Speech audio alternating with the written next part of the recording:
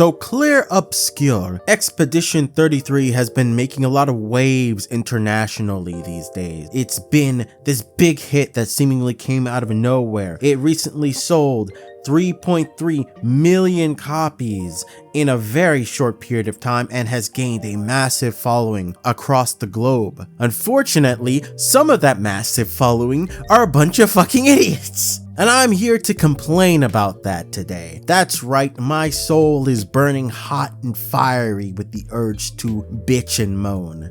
Complaining almost as much as this guy. After years of despising JRPGs, Clair Obscur has finally brought me around by ditching the standard cast of tedious teenagers. Damn, well that sure is something, but I'm sure that's just a one-off thing. Surely there aren't any more people saying shit like this, right? To be clear, I'm not razzing anybody for liking JRPGs, but so much of the common storytelling conventions associated with the genre have always seemed to me, well, childish, loud, obvious, unsubtle, unending narratives with the usual roster of stock character archetypes declaring their innermost thoughts at the audience, either not trusting us to read between the lines or not bothering to have lines to read between in the first place. But Clair Obscur Expedition 33 challenges the audience to meet it halfway, respecting their intelligence and basic comprehension skills, and knows that topics of grief, loss, and the struggle to go on have to be handled with a gentle hand, and the learned experience of adults. I'm beginning to see a theme here, something about like children and a seeming disdain. Surely that will be the last example of something like this, right? I wonder how anime fares with older people like me. I dismiss games with an anime art style out of hand. I did not grow up with anime. I find the aesthetic really off-putting. At nearly 60, Persona 5 made me feel like a pedo. Clair Obscur, on the other hand, is on my wish list. Looks really good. God fucking damn it. There's a lot to fucking unpack here, dude. And I believe the most poignant thing I want to tackle right away is the strange agism that seems to permeate a lot of the critiques of JRPGs as a genre and seems to be the focal point of just a general jacking off of Expedition 33. I hate kids! Kids are brats! Kids are stupid! I hate kids! They ask dumb questions! Stupid kids! I hate kids a lot! Dumb kids! What the fuck is up with all the kid hate recently? It's honestly no wonder birth rates are dropping internationally.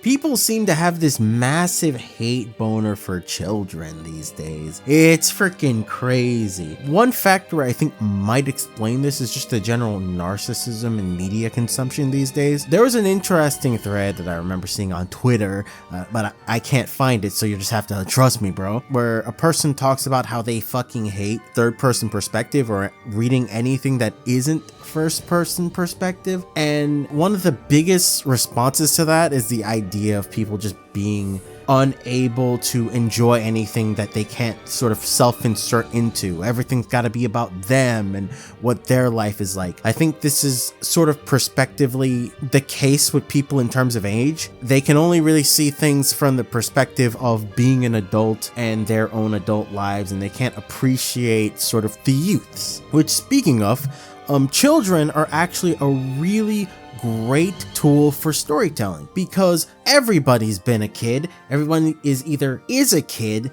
or has been a kid at some point. So it's not only very relatable, but also children and teenagers are in a point in their lives where they're learning a lot of things. They're experiencing a lot of new things. And so it's very convenient for having characters that grow a lot. This is on top of sort of this expectation people have of adults needing to be matured, needing to be very learned. And the issue with that is that there's plenty of fucking bum-ass adults who don't know anything, who are fucking immature as fuck. There are adults running around right now that are more immature than some teenagers.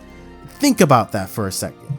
but we have this societal expectation that an adult should be more experienced and mature, and thus kind of barring them from growing in these massive, intricate ways that you would expect a teenager to grow in. And this is a very core part of why teenagers are so favored in storytelling, especially in Japanese media. And you don't have to take my word for it. This is what the man fucking Kondo from Falcom, the president of Falcom, said specifically about the disparity in the success of the Cold Steel arc versus the recent Daybreak arc. But honestly, that's not even the thing that bothers me the most. The thing that bothers me the most is the implication that something being childlike or associated with teenagers inherently makes it frivolous or bad or stupid or what have you. And I think that's just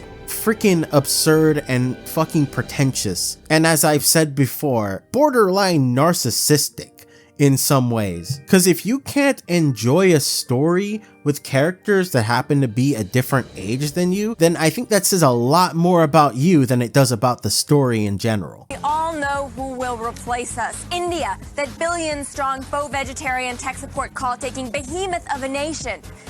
Or the Chinese. But certainly not Japan, because while they may be technologically advanced and financially powerful, they're already in decline. Now that that's out of the way, it's time to address the elephant in the room. The fucking galactus-sized elephant in the room. And that is, of course, the idea of anime aesthetics and how that relates to Clair Obscur's success.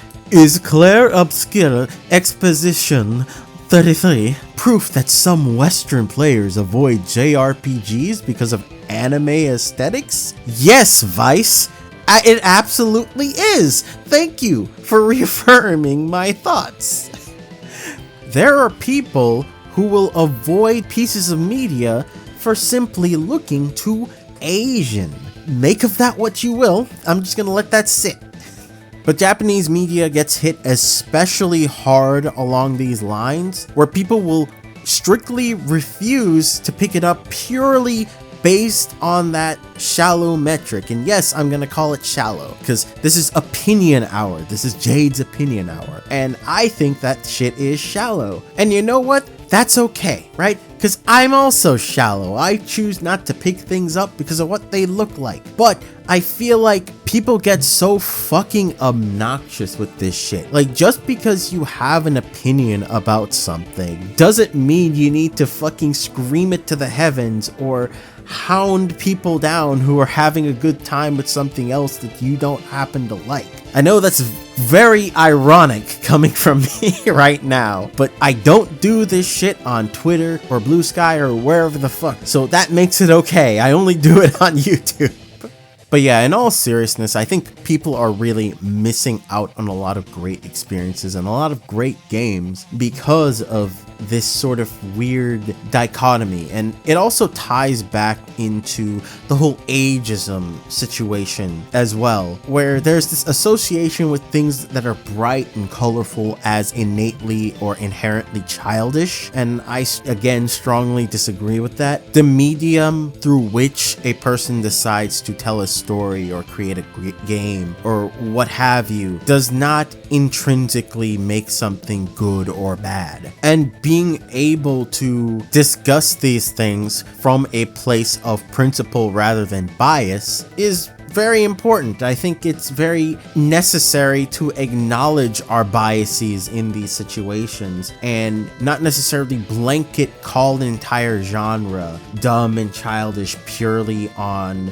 superficial metrics. And you know, while we're on the topic of anime, I do think it's deeply ironic that people praise this game as, you know, French RPG extravaganza, when the game itself was so heavily influenced and inspired by Japanese RPGs. That's like the whole idea, the whole point, the thing that the creator of the game, the team who made the game really set out to do when they made it. Their influence, their their inspiration. You don't have to take my word for it. The man himself said so. And there's a lot of evidence to back this up. There's the fact that there's straight up weapons in the game that are based on popular anime weapons. France itself has always been, I feel like, the leader in media that has been greatly influenced and inspired by Japanese media in the Western space. So I feel like it's almost kind of ironic to see people sort of claiming that this game's Westernness is kind of what makes it superior to things that are Japanese-ish. Cross-cultural influence is a huge fucking factor and a huge thing in a lot of artistic development globally, especially now in our very interconnected world. And this may just